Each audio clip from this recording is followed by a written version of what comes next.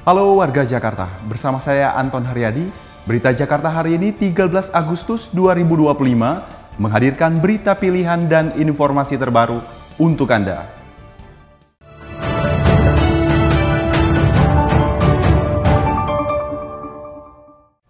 Warga Jakarta, sebelum kita ke berita utama berita Jakarta hari ini, dari meja redaksi telah kami siapkan 3 berita pilihan dari website beritajakarta.id berikut ini.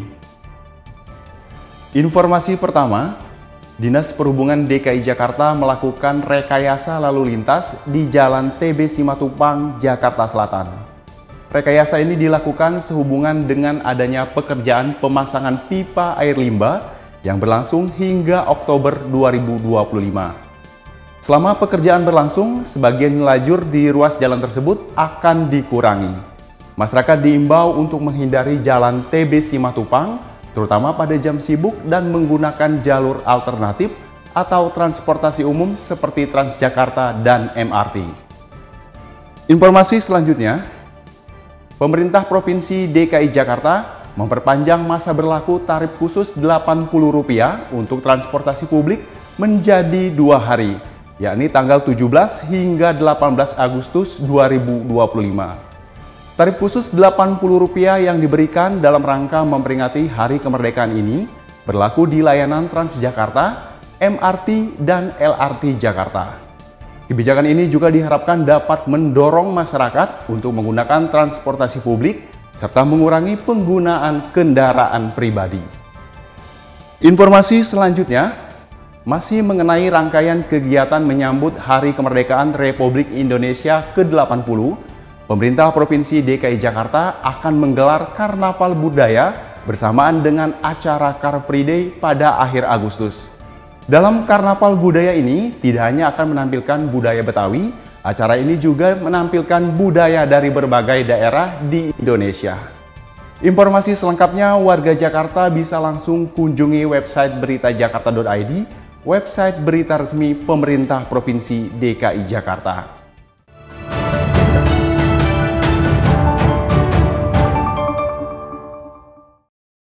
Kita beralih ke berita pertama, berita Jakarta hari ini.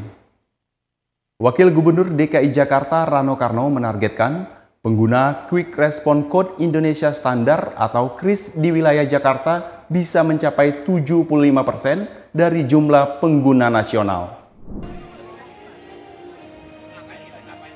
Perwakilan Bank Indonesia Provinsi DKI Jakarta menggelar Pekan Quick Response Code Indonesia Standard atau KRIS di Taman Literasi Marta Christina Tiahahu, Kebayoran Baru, Jakarta Selatan. Wakil Gubernur DKI Jakarta Rano Karno yang hadir dalam peluncuran menyampaikan apresiasinya atas capaian penggunaan KRIS di Jakarta. Angkanya mencapai 45% dari total pengguna nasional. Hal ini diharapkan dapat menjadi modal bagi Jakarta untuk menjadi kota digital global. Rano berharap dalam 2 tahun ke depan, pengguna KRIS di Jakarta akan meningkat lebih signifikan. Bayangin, belum didesain saja sudah 50%. Apalagi kalau terdesain. Saya yakin mungkin bisa 75% tahun ini. Sehingga nanti tahun 2027 bisa lebih hasil lebih maksimal lagi. Berdasarkan data Bank Indonesia, pertumbuhan ekonomi kuartal kedua DKI Jakarta mencapai angka 5,18%, lebih tinggi dari nasional sebesar 5,12%. Sementara transaksi KRIS sekitar 43 hingga 45% angka nasional disumbangkan dari Jakarta. Melalui kegiatan Pekan KRIS Nasional ini, Bank Indonesia berharap dapat terus mendorong Jakarta menjadi kota digital global yang berbudaya. Tim Berita Jakarta melaporkan. Berita selanjutnya, DPRD DKI Jakarta melalui rapat pimpinan gabungan menyetujui APBD DKI Jakarta tahun 2026 naik menjadi Rp95,35 triliun.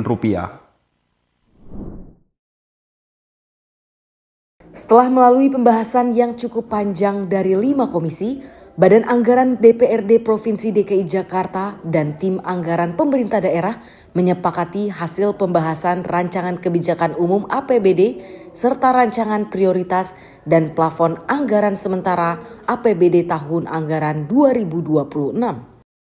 Ketua Banggar DPRD DKI Jakarta Khoirudin menyampaikan bahwa ada kenaikan nilai APBD dari tahun 2025. DPRD DKI Jakarta mengapresiasi kinerja Pemprov DKI Jakarta karena mampu menjaga nilai inflasi di bawah inflasi nasional. Kita akan melanjutkan rapat pimpinan gabungan DPRD Provinsi DKI Jakarta bersama eksekutif guna menindaklanjuti hasil pembahasan rapat badan anggaran bersama eksekutif yang baru saja selesai dengan nilai 95.351 miliar 54.224.324 rupiah. Untuk absennya saya tanyakan sekali lagi, apakah dapat disetujui terhadap hasil pembahasan rancangan kebijakan umum APBD serta rancangan prioritas dan plafon anggaran sementara KUAPBS APBD tahun anggaran 2026?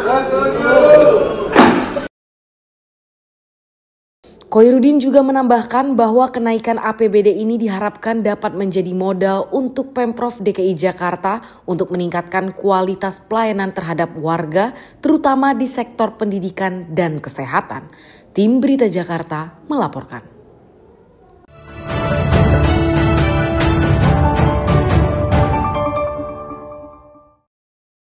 Kita masuk ke segmen Info Jakarta.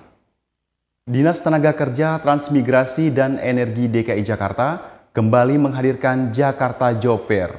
Acara ini akan diadakan di Plaza Bendera, Jakarta International Velodrome, Jakarta Timur, mulai tanggal 19 hingga 20 Agustus 2025. Job Fair ini gratis dan terbuka untuk umum. Puluhan perusahaan dari berbagai industri siap menjemput calon karyawan baru dengan ribuan lowongan kerja menanti.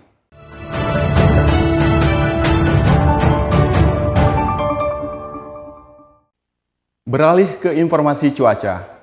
Sebelum memulai aktivitas esok hari, warga Jakarta bisa melihat perakiran cuaca yang dirilis BMKG berikut ini. Dikutip dari laman bmkg.go.id pada Kamis 14 Agustus 2025, diperkirakan sebagian besar wilayah Jakarta akan berawan. Wilayah yang diperkirakan akan berawan yakni Jakarta Pusat, Jakarta Utara, Jakarta Selatan, Jakarta Timur, Jakarta Barat, dan Kepulauan Seribu. Suhu udara diperkirakan berkisar antara 22 hingga 31 derajat Celcius. Masyarakat diimbau tetap waspada terhadap perubahan cuaca. Demikian program Berita Jakarta hari ini. Saya Anton Haryadi dan tim redaksi undur diri. Menyongsong 5 abad Jakarta, jati diri Indonesia, megapolitan dunia. Sampai jumpa.